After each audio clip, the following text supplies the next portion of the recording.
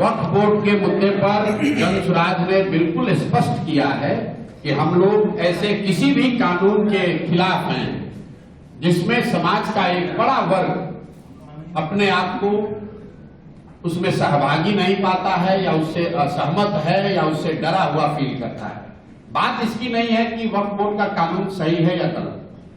गलत है कुछ लोगों की नजर में, कुछ लोगों की नजर में सही भी हो सकता है, हम लोग की नजर में गलत है। लेकिन सबसे बड़ी बात है कि आप उसको बना कैसे रहे। जिस 20% आबादी को आपके हमारे फोर फादर्स ने, इस देश के फाउंडिंग फादर्स ने, जिनको ये आश्वस्त किया कि तुम भारत में रहो, भारत एक सेकुलर देश बना रहेगा, भारत तुम्हारा भी उतना ही होगा जितना दूसरों का होगा, जिनके भरोसे पर ये लोग यहां रहे, जिस संविधान ने उनको प्रोटेक्शन दिया, अगर उस संविधान के किसी प्रावधान में आप आमूलचूल परिवर्तन ला रहे हैं, ला सकते हैं, लेकिन उसके लिए जरूरी है कि समाज के जिन वर्गों को ये कानून प्रभावित करेगा उनको कम से कम विश्वास में तो लीजिए।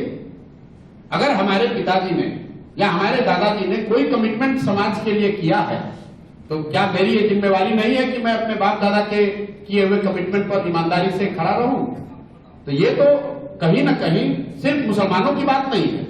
इस देश में जो हिंदू रहते हैं, जो इस देश के संविधान में यकीन रखते हैं, जो ये समझते हैं कि गांधी जी ने अगर कुछ कहा है तो उस पर हमें कायम रहना चाहिए, ये सबका मुद्दा है। इसलिए वक्फ बोर्ड के हम लोग खिलाफ हैं। दूसरी बात, वक्फ बोर्ड का अगर कानून बनता है तो इसके लिए बनाने वाले भाजपाई तो दोषी हैं ही, लेकिन इसका सबसे बड़ा दोष नीतीश कुमार के सर पर जाएगा। क्योंकि अगर ये व्यक्ति, अगर आज भाजपा को कानून बनाने में ये 12 सांसद वहां पर वोट न दें तो आज वक्फ का कानून नहीं बनेगा। तो मैं आपके माध्यम से कम यहाँ के मुस्लिम साथियों से, उन नेताओं से जो आज भी जदयू से जुड़े हुए हैं, मैं ये नहीं कह रहा हूं कि आप दल छोड़ दीजिए, लेकिन कम से कम उनसे मैं आग्रह करूंगा कि आप लिखकर नीतीश कुमार को एक चिट्ठी तो भेजिए कि अगर वक्त पर आपने भाजपा के साथ मिलकर वोट दिया तो हम लोग आपके विरोध में हैं या हम आपका दल छोड़ेंगे। कम से कम नीतीश कुमार पर इसका दबाव तो बनाइए। भाजपा वालों ने तो कह किया है कि भाई हम ये करेंगे, लेकिन नीतीश कुमार यहाँ के मुसलमानों के वोट से, उनके समर्थन से आज कुर्सी पर बैठे हुए हैं। अगर 2015 में नीतीश कुमार को, महागठबंधन को मुसलमानों ने वोट नहीं किया होता तो नीतीश कुमार संन्यास लेकर कहीं गांव में बैठे रहते। इसलिए अगर आप गांधी की बात करते हो, समाजवाद की, लोहिया और जयप्रकाश की बात करते हैं, तो आपकी ये जिम्मेवारी है कि जब आज आपके हाथ में है कि ये कानून बन सकता है या नहीं बन सकता है, तो आपको गांधी के विचारों के साथ खड़ा होना चाहिए। इन लोगों के साथ अन्याय नहीं होने देना चाहिए। और अगर वो नहीं सुनते हैं, वक्त का कानून बनता है, तो आप लिख कर रखिए, सबसे बड़ा खामियाजा, सबसे बड़ा राजनीतिक नुकसान बिहार में जदयू को होगा। क्योंकि जैसे सीए एनआरसी में नीतीश कुमार ने गलती की तो हम जैसे कई साथियों ने उनका साथ छोड़ा। मुझे लगता है कि वक्त पर अगर नीतीश कुमार ने भाजपा के साथ रह के वोट किया तो मुसलमानों का जो भी रहा सहा विश्वास या समर्थन उनको हासिल है, वो सब कुछ उनसे हट जाएगा। आप ही हमको बताइएगा। नीतीश देखिए, हम लोग यहाँ पर कई साथी आप लोग हंस रहे हैं, ये कितनी दुखदायी स्थिति है कि यहाँ पर अगर किसी सिपाही की, टीचर की भी भर्ती होती है तो उसके स्वास्थ्य की जांच होती है। अगर मेडिकल फिटनेस ना हो तो आप सिपाही भी नहीं बन सकते हैं।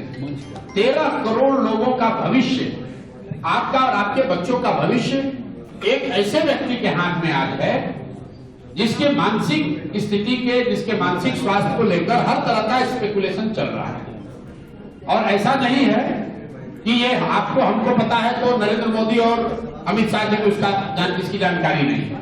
सबको मालूम है कि नीतीश कुमार शारीरिक तौर पर थक गए हैं और मानसिक तौर पर कहीं ना कहीं स्वस्थ नहीं है। ये बात हम नहीं कह रहे हैं। सबसे पहले नीतीश कुमार जी के मानसिक स्वास्थ्य पर टिप्पणी उन्हीं के मित्र, भाजपा के बड़े नेता सुशील मोदी ने किया। आप जाकर वीडियो देख लीजिए। नवंबर 2023 में विधानसभा के सामने सुशील मोदी ने कहा कि नीतीश कुमार को मानसिक रोग हो गया है, गंभीर मानसिक बीमारी हो गई है। उसके बाद से तमाम नेता ये बात कहते रहे। हम लोगों ने जनसुराज में कभी किसी के व्यक्तिगत स्वास्थ्य पर, उस पर टिप्पणी नहीं की है। मैंने टिप्पणी पहली बार जनवरी में किया, जब बीपीएससी अभ्यर्थियों के आंदोलन में सरकार से बातचीत के दौरान हम लोगों को यह एहसास हुआ कि नीतीश कुमार को ज्यादातर बातें या तो समझ में नहीं आ रही है, उनको याद भी नहीं रह रहा। तो हम लोगों ने ये डिमांड करी है कि भाई ये रोज की चर्चा बंद हो, इसके लिए जरूरी है कि नीतीश कुमार स्वयं से एक मेंटल फिटनेस का रिपोर्ट जारी कर दे। वो न करे तो कम से कम पत्रकारों के सामने आकर कुछ नहीं जो अपने राज्य के जिला का नाम बता दे, मंत्री परिषद में साथियों का नाम बता दे। जहां तक हम लोग जानते हैं नीतीश कुमार अपने मंत्री परिषद के साथियों का नाम बताने की स्थिति में आज नहीं है, फिर भी उनको मुख्यमंत्री बना के रखा है।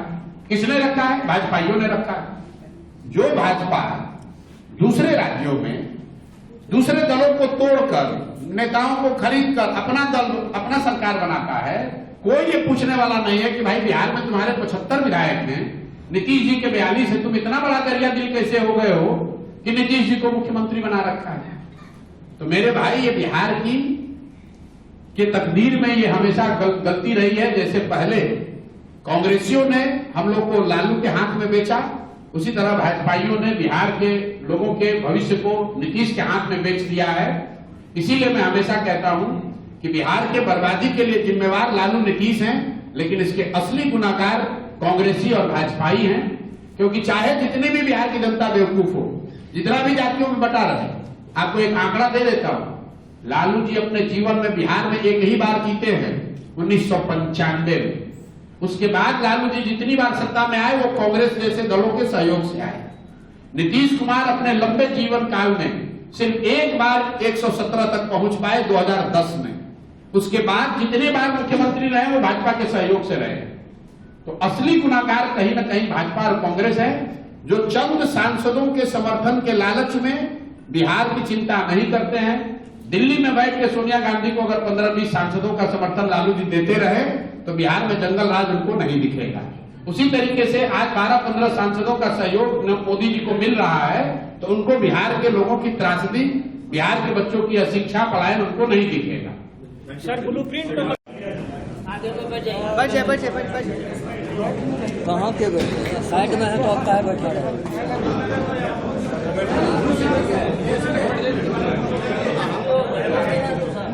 जानते हैं कि आज हमारे बीच हमारे साथ मंच पे प्रशांत भैया के बगल में सिटी में हुई है और पूर्णिया के इंचार्ज हैं, बगल में मोहम्मद फिरोज भाई हैं, अफरोज भाई से नहीं है। जन स्वराज को न जाति का प्रेशर है, ना उम्मीदवारों के आर्थिक हैसियत का प्रेशर है। जन स्वराज को एक प्रेशर जरूर है कि 2-2.5 साल से गांव-गांव में जो लोगों की आशा अपेक्षा जन स्वराज से बनी है, लोग रास्ते चलते आकर कहते हैं भैया आपसे बहुत उम्मीद है, उस उम्मीद पर खरा उतरने का प्रेशर जरूर है कि कहीं कोई गलती ना हो जाए। सबसे गलती हो सकती है, हम लोग से भी हो सकती है। उस उम्मीद पर खरा उतरने का प्रेशर है, दबाव है। जाति का दबाव, पैसे का दबाव, बाहुबल का दबाव वो जन स्वराज पर नहीं।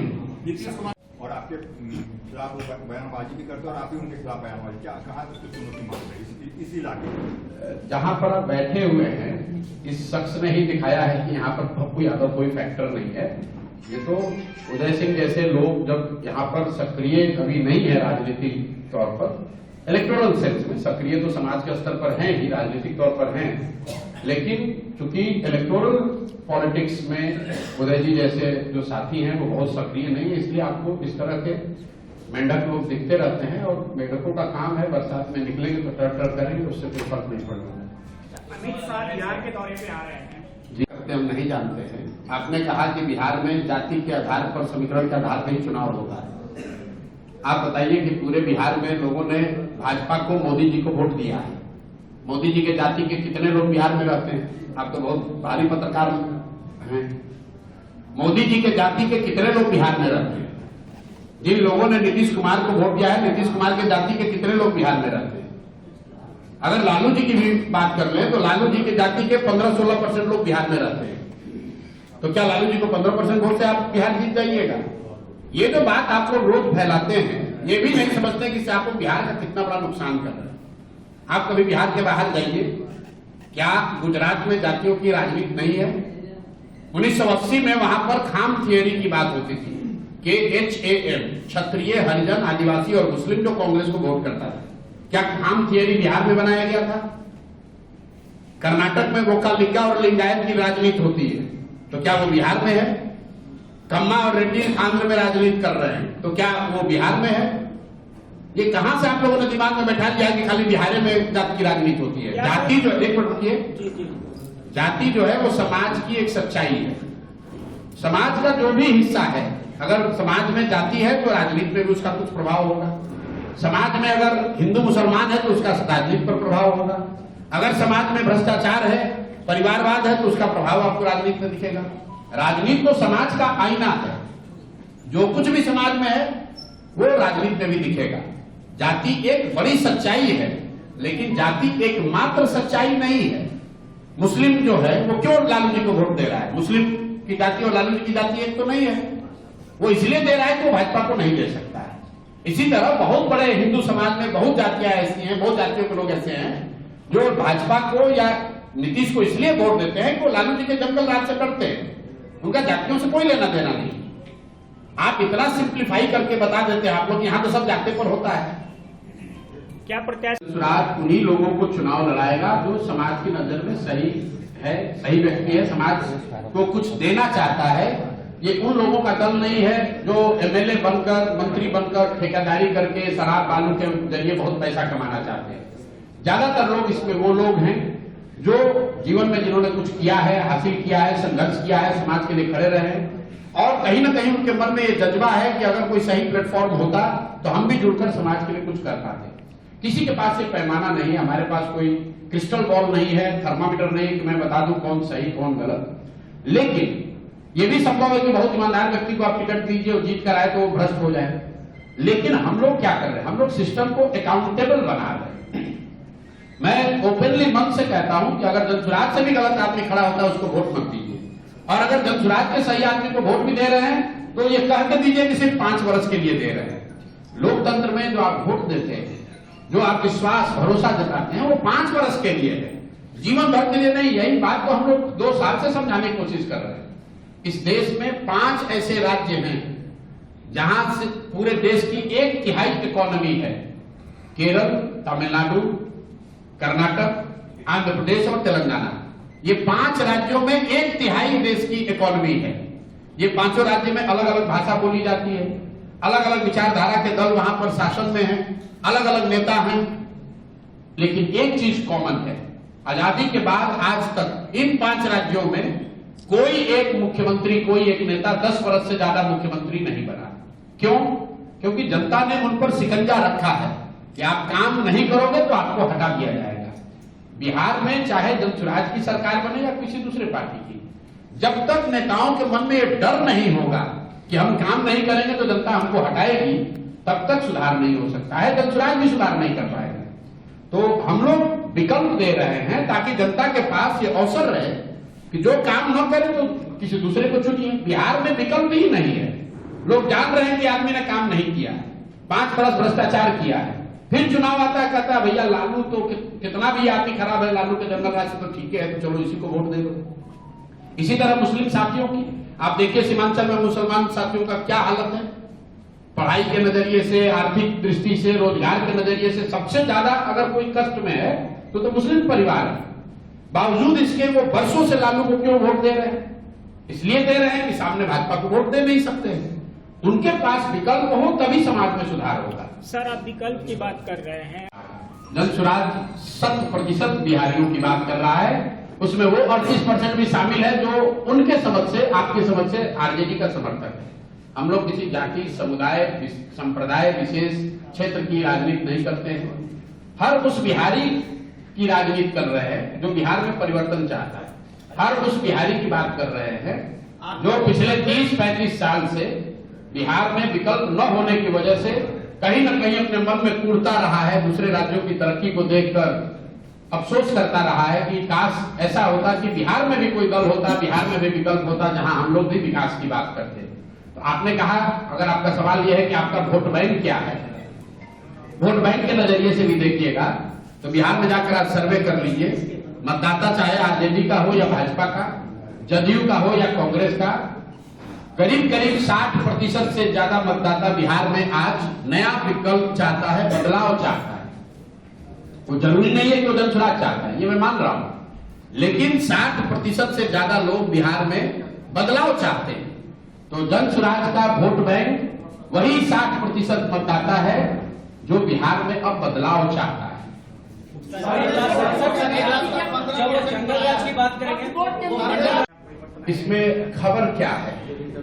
पिछले 10 वर्ष 12 वर्षों से हम लोगों ने देखा है कि जिस राज्य में भी चुनाव होता है मोदी जी और अमित शाह को वही राज्य दिखाई देता है। अब अगले 6 महीने तक अचानक से गुजरात के इन 2 नेताओं को बिहार की चिंता सताने लगेगी, बिहार की गौरवशाली अतीत की वो चर्चा करने लगेंगे। बिहार में भी कभी विक्रमशिला और नालंदा जैसे विश्वविद्यालय थे, इसकी चर्चा और इसकी यादाश्त उनकी ताजी हो जाएगी। बिहार के बच्चों, बिहार की गरीबी कैसे दूर होगी ये पता अभी उनको चलेगा। अगले 6 महीने तक जितनी भी सरकारी योजनाओं का बटन दबाया जाएगा उसका केंद्र भी बिहार बनाया जाएगा। जो योजना पहले से चल रही है, हर 3 महीने में किसानों को स्वनिधि का पैसा भेजा जाता है, वो बटन दबाने के लिए मोदी जी बिहार में ही आकर दबाएंगे। तो ये कोई नई बात नहीं है। लेकिन नवंबर के बाद ये दोनों लोगों को फिर बिहार कभी अगले 6 महीने तक 6 साल तक दिखेगा नहीं, क्योंकि तब तो बिहार उनके लिए सिर्फ मजदूर का सप्लाई केंद्र है। अच्छा तो तब होता जब अमित शाह जी आ रहे हैं और वो घोषणा कर दें कि अगले 2 साल 4 साल 5 साल में बिहार से मजदूरों का पलायन, जो गुजरात के फैक्ट्रियों में, मोरबी में, सूरत में जो लड़के इस गर्मी में 12-15 हजार रुपए में नौकरी मजदूरी कर रहे हैं और गुजराती लोग उन फैक्ट्रियों के मालिक हैं, अमित शाह जी ये घोषणा कर दें कि उन लोगों के, उन बच्चों को भी जो गुजरात के मजदूरों को मजदूरी मिल रही है उतनी मजदूरी तो कम से कम बिहार के बच्चों को दिलवाओ। ये बात यहां बिहार में कभी चर्चा नहीं होती है। हम लोग ये सब कहते हैं कि यहां से लोग बाहर मजदूर जाते हैं, लेकिन गुजरात के मजदूरों को उसी फैक्ट्री में जो पैसा मिल रहा है और बिहार के मजदूरों को जो फैक्ट्री में पैसा मिल रहा है उसमें जमीन आसमान का फर्क है। अच्छा तब लगेगा जब अमित शाह जी आए और बताएं कि गुजरात के जो बड़े उद्योगपति हैं उनमें से कितने लोग बिहार में उद्योग लगाएंगे। पिछले 12-15 साल में तो लगाया नहीं। तो अब जन सुराज जब यहाँ है इन बातों के लिए, तो हम लोग ये जरूर गांव-गांव जाकर कह रहे हैं कि वोट आप लीजिएगा बिहार में और सारा इन्वेस्टमेंट, सारी फैक्ट्रियां, सारी तरक्की होगी गुजरात में। ये नहीं चल सकता है। गुजरात में की तरक्की हो, हमें कोई, हम लोगों से दिक्कत नहीं है। गुजरात में बुलेट ट्रेन बन रहा है। आप लोग पत्रकार महोदय लोग रोज उस पर चर्चा कर रहे हैं, टिप्पणी कर रहे हैं, न्यूज बनाते हैं।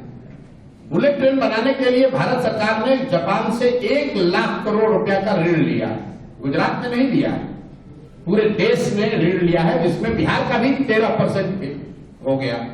अगर 1 लाख करोड़ रुपया भारत सरकार ने ऋण लिया तो 13,000 करोड़ रुपया बिहार के लोगों पर भी वो कर्ज हो गया।